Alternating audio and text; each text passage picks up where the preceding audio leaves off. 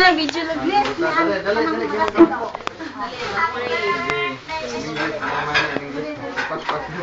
When the Christian faithful desires to bless a house, the priest should willingly comply with their request, for it gives him a precious occasion to gather those aforementioned faithful, in order that for the gift of this home we may together enjoy, give thanks to God, from whom all things come. The blessing of this house without the presence of the dwellers may not take place. So, as I have said, ang pinaka-importante yun, ang tao na nagpuyo sa balay. Kaya kita man ang anak sa Ginoo. Secondary na ang balay. So, una ginawang blessingan, later ang katauhan, then ang balay. In the name of the Father, and of the Son, and of the Holy Spirit. Amen. Peace be with this house and with all who dwell in here. Dearly beloved brothers and sisters, let us pray fervently to Christ, who deemed it worthy to be born of the Virgin Mary, to dwell among us, in order that He may deem it worthy to enter under this roof, under this house, and to bless this house with His presence and love. May Christ the Lord be present here in your midst, nourishing your mutual love with one another as brothers and sisters, sharing in your joys and comforting you in times of grief. As followers of Christ, as Christians, we follow the commands and examples of Jesus, and we be primarily concerned with making this house a home wherein the sweet odor of Christ's goodness and love spreads far and wide. A reading from the Holy Gospel according to St. Luke. Glory to you, O Lord. Entering Jericho, Jesus passed through the city. There was a man there named Zacchaeus, the chief tax collector and a wealthy man. He was trying to see what Jesus was like, but being small of stature, was unable to do so because of the crowd. He ran on in front, then climbed a sycamore tree which was along Jesus' route, in order to see him. When Jesus came to the spot, he looked up and said, "Zacchaeus, hurry down. I mean to stay at your house today." He quickly descended and welcomed him with delight. When this was observed, everyone began to murmur, "He has gone to a sinner's house as a guest." Zacchaeus stood his ground and said to the Lord, I give half my belongings, Lord, to the poor. If I have defrauded anyone in the least, I pay him back fourfold."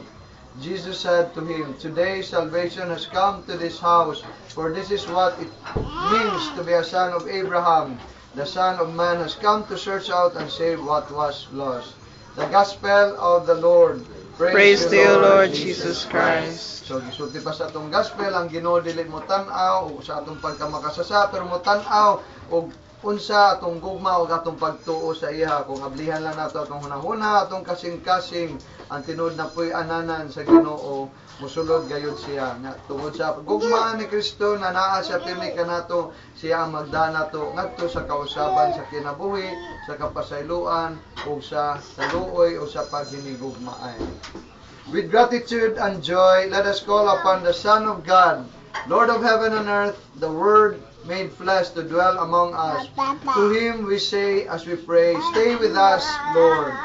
Stay with us, Lord. Lord Jesus Christ, you have made holy the life together within a home with Mary and Joseph. May you deem it worthy to dwell with us in this house, so that we may recognize you as our guest and worship you as the head of this household. We pray, stay with us, Lord. In you, every well-built dwelling develops into a holy temple. Make the dwellers in this house become built up into the home of God in the Spirit, we pray. Stay with us, Lord. You have taught your faithful to build the house upon solid rock. Grant that the life of this family may strongly adhere to your words and keep away all divisiveness, so as to serve you with generous heart and willing mind, we pray. Stay with us, Lord. While you yourself do not own any home, you have accepted with the joy of a poor person the hospitable welcome of your friends. Make it so that all who come to this dwelling place may find this house worthy of being called a home. With our respect and assistance, we pray. Stay with us, Lord. Be present, Lord, among your servants who bless today this house. praying humbly for your blessing so that they may feel secure in having you as refuge while they live here. They may rejoice in having you as companion while they go out. They may enjoy the welcome you accord when they return home, until they joyfully find the mansion prepared for them in your Father's house, where you live and reign with the Holy Spirit forever and ever. Amen. Let this holy water call to mind our baptism into Christ, who by his death and resurrection has redeemed us. Our Father, who art in heaven, holy be your name. Your kingdom come, your will be done on earth as it is in heaven. Give us this day our daily bread, and forgive us our sins, as we forgive those who sin against us. Do not bring us to the test, but deliver us from evil. Amen. Sige, asa man tapado. Kusino mo na. Ano na lang ka lang, ha? Balik rari. Pastor. Hail Mary, full of grace, the Lord is with you. Blessed art thou. Holy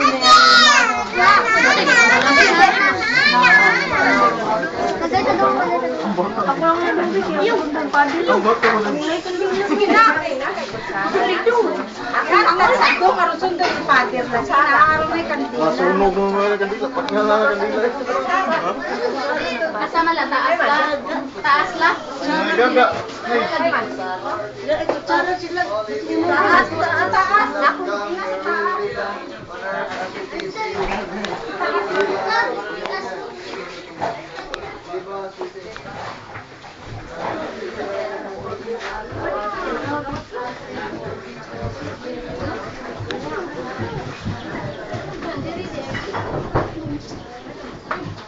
Ako, magana ako daan diri. Ha? Si mama mo yung malit. Gawa sa pisadaan nila na. Na. Ingat dulu na.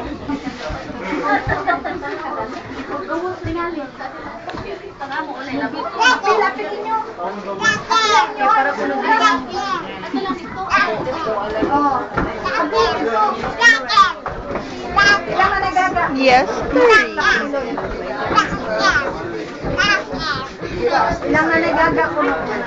And forgive us our sins, as we forgive those who sin against us. Dili ka ato kita sa akin. Nanti dari tantek.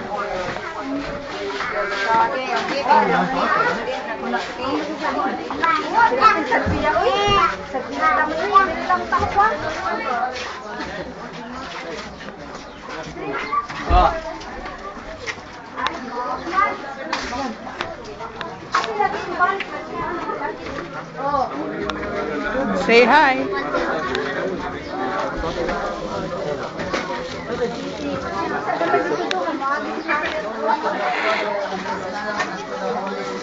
As it was in the beginning, is now, and ever shall be, world Without end. Amen.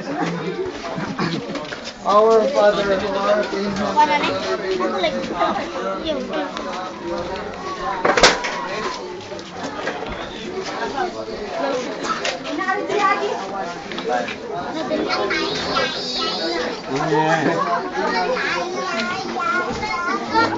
Next, ha.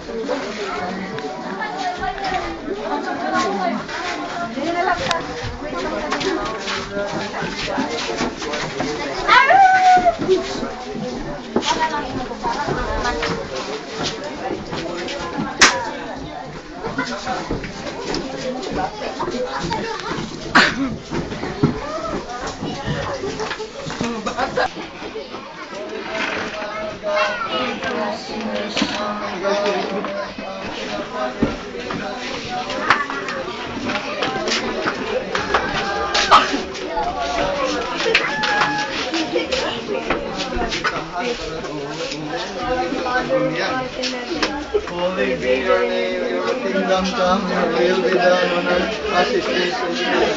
Give us this day our daily bread, We